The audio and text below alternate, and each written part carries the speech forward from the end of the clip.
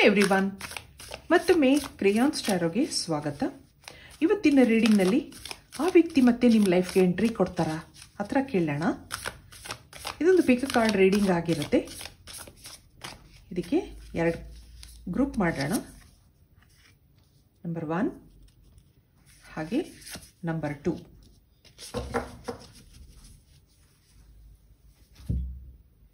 ಇದು yellow stone, ಇದೊಂದು orange stone.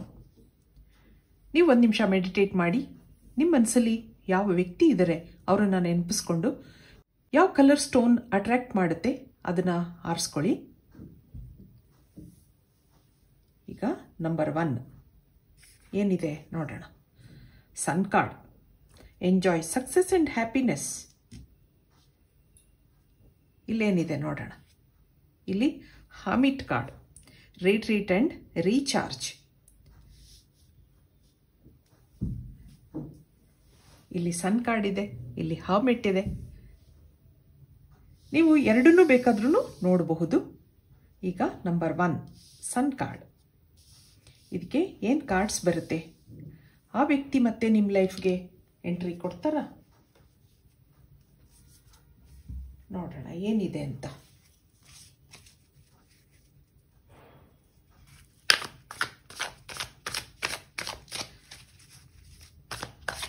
ನೀವು ಇಷ್ಟಪಡ್ತಾ ಇರುವ ವ್ಯಕ್ತಿ ಯಾರು ನಿಮ್ಮ ಮನಸ್ಸಲ್ಲಿದ್ದಾರೆ. ಅದು ಫ್ರೆಂಡ್ಸ್ ಆಗಿರಬಹುದು, ಹಸ್ಬೆಂಡ್ ಆ್ಯಂಡ್ ವೈಫ್ ಆಗಿರಬಹುದು, ಕ್ರಷಲ್ಲಿರಬಹುದು. ಇಲ್ಲೊಂದು ಹ್ಯಾಂಗ್ಡ್ ಮ್ಯಾನ್ ಬರ್ತಾ ಇದೆ. The tower card, 8 of cups, ಮತ್ತೊಂದು ಕ್ವೀನ್ ಆಫ್ ಕಪ್ಸ್, ಮತ್ತೊಂದು ಕ್ವೀನ್ ಆಫ್ ಪ್ಯಾಂಟಿಕಲ್ಸ್, ಹಾಗೆ 4 ಆಫ್ ಪ್ಯಾಂಟಿಕಲ್ಸ್, ಮತ್ತೊಂದು the world card, 3 of swords, magician, queen of swords. ಇವೆಲ್ಲ ನಿಮ್ಗೇನು ಹೇಳ್ತಾ ಇದೆ?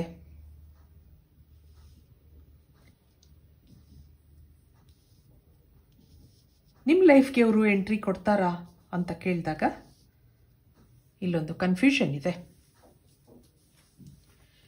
ಒಂದು ನೇತಾಡುವಂತಹ ಪರಿಸ್ಥಿತಿ.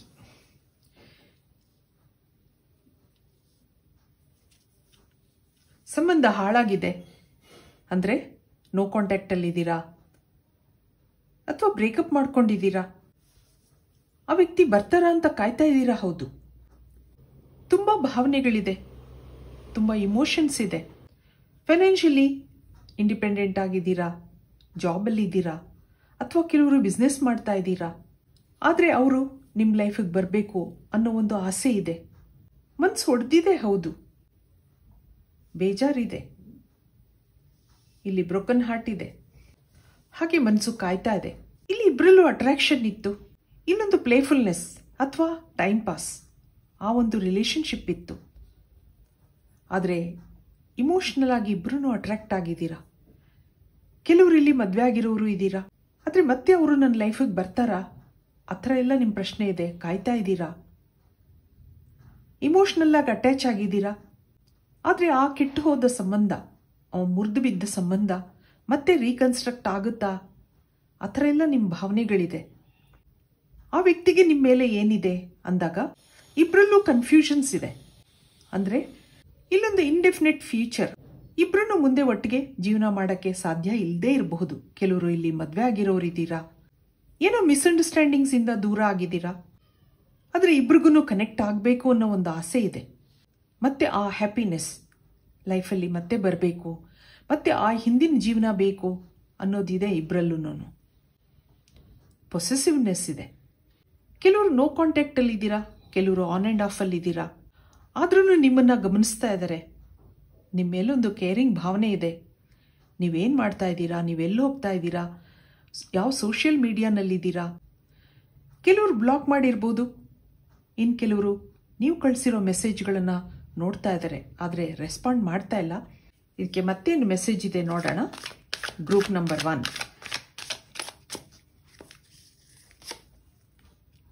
ಇಲ್ಲೊಂದು ಸೆಲೆಬ್ರೇಷನ್ ಬರ್ತಾ ಇದೆ. ಹಾಗೆ ಕ್ರಿಯೇಟಿವಿಟಿ, ಮತ್ತೊಂದು ಗೈಡೆನ್ಸ್, ಇಲ್ಲೊಂದು ಪೇಷನ್ಸ್, ಸ್ಲೋಯಿಂಗ್ ಡೌನ್,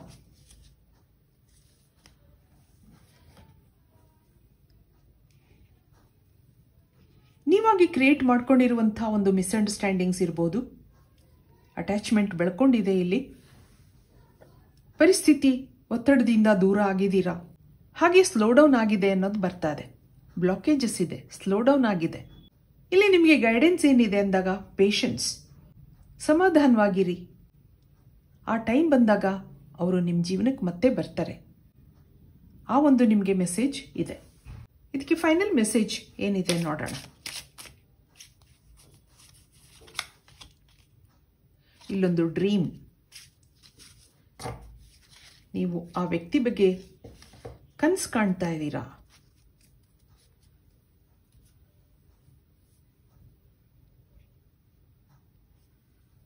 ಈ ಟೈಮಲ್ಲಿ ಸ್ಲೋ ಡೌನ್ ಆಗಿದೆ, ಆದರೆ ನಿಮ್ಮ ಕನಸು ಏನಿದೆ, ಆ ವ್ಯಕ್ತಿ ಬಗ್ಗೆ ಕನಸು ಕಾಣ್ತಾ ಇದ್ದೀರಾ. ಅವ್ರು ನನ್ನ ಲೈಫಿಗೆ ಬರ್ತಾರಾ, ಆ ಥರ ಎಲ್ಲ ನಿಮ್ಮ ಕನಸಿದೆ. ಹಾಗೆ ನೀವು ಸೆಲೆಬ್ರೇಷನ್ ಮಾಡ್ತೀರಾ. ಯಾವ ವ್ಯಕ್ತಿಗೋಸ್ಕರ ನೀವು ಕಾಯ್ತಾ ಇದ್ದೀರಾ, ಅವ್ರ ಜೊತೆ ನಿಮ್ಗೆ ಇಲ್ಲೊಂದು ಸೆಲೆಬ್ರೇಷನ್ ಇದೆ. ಹಾಗೆ ನಿಮಗೆ ಇಲ್ಲಿ ಸನ್ ಕಾರ್ಡ್ ಬಂದಿದೆ. ನಿಮ್ಮ ಲೈಫಲ್ಲಿ ಬೆಳಕಿದೆ, ಬ್ರೈಟ್ನೆಸ್ ಇದೆ. ಇದು ಇವತ್ತಿನ ರೀಡಿಂಗ್ ಆಗಿರುತ್ತೆ. Pile number 1. ನನ್ನ ರೀಡಿಂಗ್ ಇಷ್ಟ ಆಗಿದ್ರೆ please like, share and subscribe. Thank you for watching. ಈಗ ಪೈಲ್ ನಂಬರ್ 2ಗೆ ಹೋಗೋಣ. ಪೈಲ್ ನಂಬರ್ 2, ನೀವು ಹರ್ಮಿಟ್ ಕಾರ್ಡ್ ಆರಿಸ್ಕೊಂಡಿದ್ದೀರಾ. Retreat and recharge. ಇದಕ್ಕೆ ಏನು ಕಾರ್ಡ್ಸ್ ಬರುತ್ತೆ ನೋಡೋಣ. ಹರ್ಮಿಟ್ ಮೋಡಲ್ಲಿ ಇದ್ದೀರಾ. ಸುಖ ಸಂತೋಷ ಹುಡುಕ್ತಾ ಇದ್ದೀರಾ. ಆ ವ್ಯಕ್ತಿನ ಹುಡುಕ್ತಾ ಇದ್ದೀರಾ. ಮತ್ತೆ ಅವರು ನನ್ನ ಲೈಫಿಗೆ ಬರ್ತಾರಾ ಅನ್ನೋದಿದೆ. ಇದಕ್ಕೆ ಕಾರ್ಡ್ಸಿಂದ ಏನು ಮೆಸೇಜ್ ಇದೆ ನೋಡೋಣ. ನೈಟ್ ಆಫ್ ಸಾರ್ಟ್ಸ್, ಮನಸ್ಸು ಓಡ್ತಾ ಇದೆ. ತುಂಬ ಆಸೆಗಳಿದೆ, ತುಂಬ ಕನಸುಗಳಿದೆ. Page of cups, 8 of wands. ಮತ್ತೆ ನಿಮಗೆ ಹರ್ಮಿಟ್ ಕಾರ್ಡ್ ಬರ್ತಾ ಇದೆ ನೋಡಿ. ಇಲ್ಲೊಂದು ಟವರ್ ಕಾರ್ಡ್. ನಿಮ್ಮ ಸಂಬಂಧ ಮುರಿದಿದೆ, ನೋ ಕಾಂಟ್ಯಾಕ್ಟಲ್ಲಿದ್ದೀರಾ. ಆ ವ್ಯಕ್ತಿಗೆ ಕಾಯ್ತಾ ಇದ್ದೀರಾ. ಹೌದು. ಏಸ್ ಆಫ್ ಪ್ಯಾಂಟಕಲ್ಸ್, ಅವ್ರಿಗೆ ಹಣ ಸಹಾಯ ಮಾಡಿರ್ಬೋದು ನೀವು. ಇಲ್ಲೊಂದು ಸನ್ ಕಾರ್ಡ್ ಬರ್ತಾ ಇದೆ. 3 ಆಫ್ ಸಾರ್ಟ್ಸ್, ಮನಸ್ಸು ಒಡೆದಿದೆ.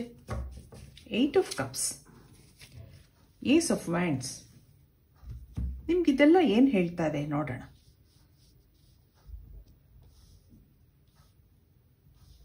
ಅವ್ರ ಹಿಂದೆ ಓಡ್ತಾ ಇದೆ ಮನಸ್ಸು. ಆ ನೆನಪುಗಳು, ಆ ಕನಸುಗಳು ಅವ್ರ ಹಿಂದೆ ಓಡ್ತಾ ಇದೆ. ಯಾವಾಗ ಅವ್ರ ನೆನಪಿರುತ್ತೆ, ಎಲ್ಲಿ ಹೋದ್ರೂ ಆ ನೆನಪು ಕಾಡ್ತಾ ಇರುತ್ತೆ. ಕೆಲವ್ರು ಏನೋ ಮಾತುಕತೆಗಳು ಮಾಡ್ಕೊಂಡಿರ್ಬೋದು, ಹರ್ಟ್ ಮಾಡ್ಕೊಂಡಿರ್ಬೋದು ಒಬ್ರಿಗೊಬ್ರಿಗೆ. ಆದರೆ ಅದೆಲ್ಲ ನೆನಪಾಗ್ತಾ ಇದೆ. ಲೋನ್ಲಿ ಫೀಲ್ ಆಗ್ತಾ ಇದೆ, ಬೇಜಾರಾಗ್ತಾ ಇದೆ.